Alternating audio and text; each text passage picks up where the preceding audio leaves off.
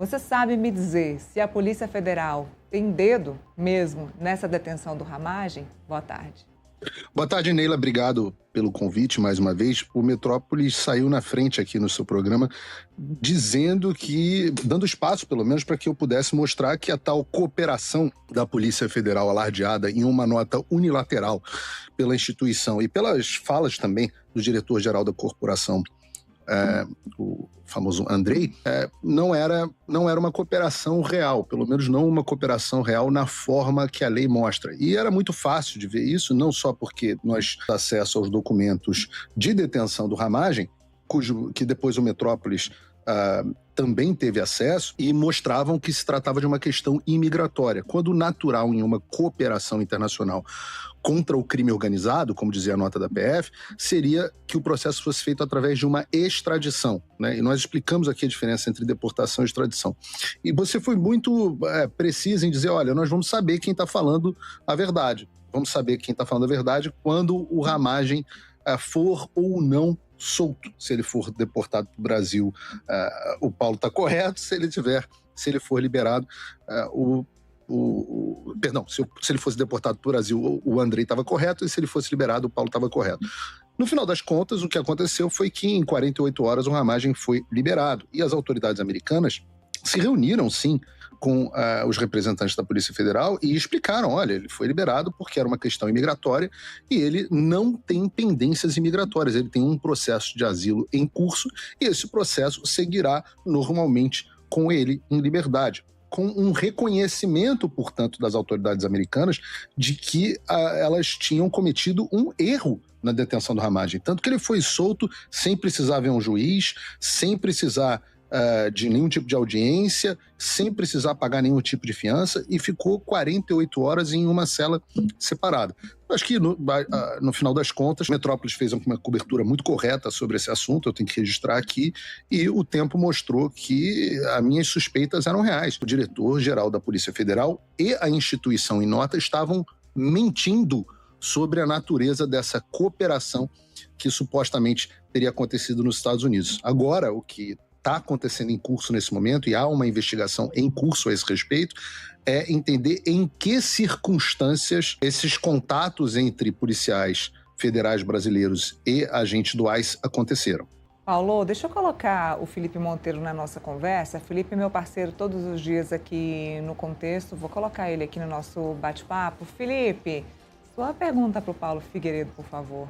Boa tarde, Paulo. Prazer estar com você aqui no Metrópolis. Paulo, a minha pergunta vai no seguinte sentido, né? A gente sabe que o Ramagem tem um pedido de asilo político. Além do Ramagem, outras pessoas também entraram com pedido de asilo político nos Estados Unidos. Você sabe em que pé está esse processo? Se tem uma expectativa de finalizar esse processo antes? E aproveitando também, vou complementar essa pergunta com outra pergunta, né? Ao que tudo indica, né, voltou aquela pressão para voltar a sanção da Lei Magnitsky contra o Alexandre de Moraes. Como é que está esse processo? Você vê alguma expectativa do Alexandre de Moraes voltar a ser sancionado em relação à Lei Magnitsky? Felipe, a satisfação é toda minha estar aqui com você.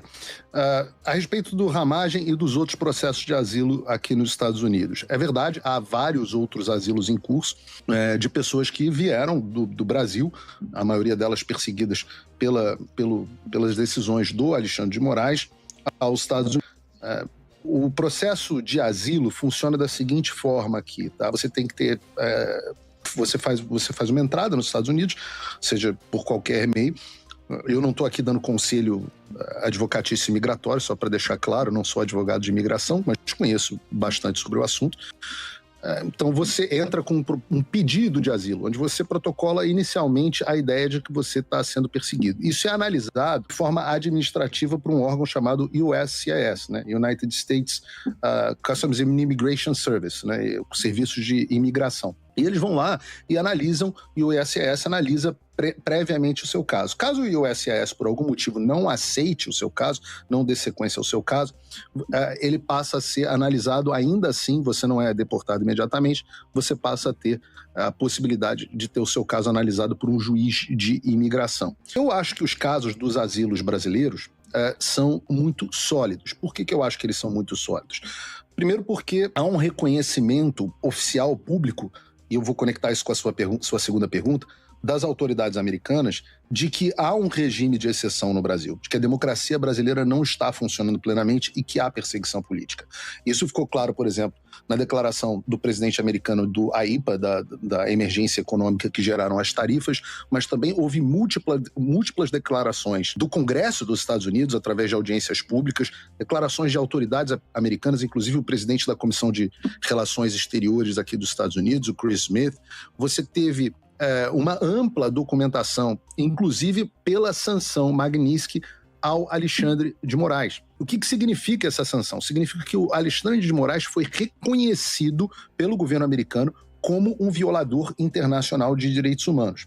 Por uma questão política entre o presidente Lula e o presidente Trump, o presidente Trump optou por retirar as aplicações financeiras dessa sanção. O que significa apenas que o nome do Alexandre de Moraes foi retirado da lista do OFAC, que é o Office of Foreign Affairs, aplica as sanções financeiras estipuladas pela Lei Magnitsky. Mas a designação do Alexandre de Moraes como violador de direitos humanos nunca deixou de acontecer. A designação permanece naturalmente, tanto que quando o Departamento de Estado retira essa designação, essas aplicações, ele fala, olha, nós estamos retirando porque isso não está mais alinhado com o interesse internacional americano para esse momento. Outra comprovação disso é de que as sanções de visto aplicadas a pelo menos 2 dúzias, ou quase 30 autoridades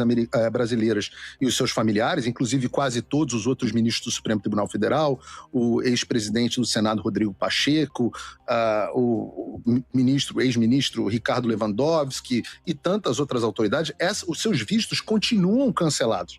Então não houve, por parte dos Estados Unidos, uma retirada do seu posicionamento de que há uma violação de direitos humanos no Brasil. De forma que, quando esses casos de asilo chegam nas autoridades, eles são muito robustos, né? Há também reconhecimentos de próprias autoridades brasileiras. Na semana passada, a Câmara dos Deputados, na Comissão de Relações Exteriores, aprovou uma moção reconhecendo de que há uma perseguição exagerada nesta questão do critério do golpe.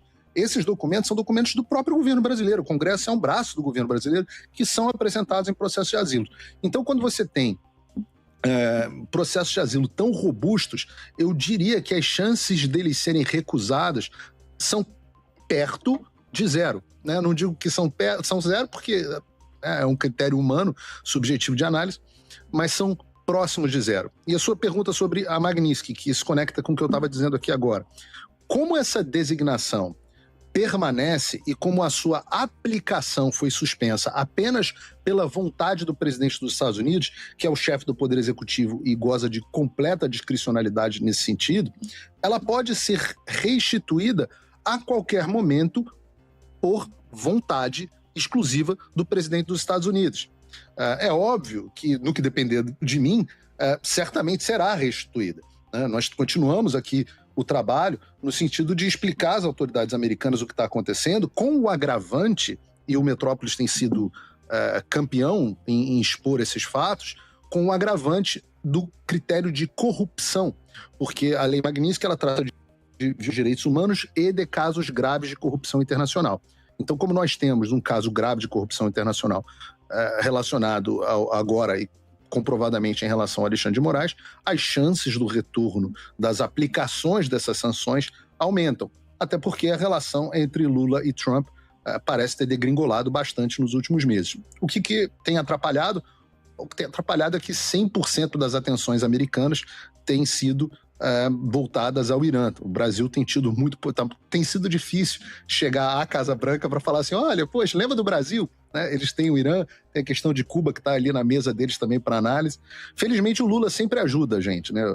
O Lula sempre ajuda criando confusão e eu acho que ele está, inclusive, cavando uma reação do governo americano na tentativa de salvar a campanha dele que vem naufragando rapidamente.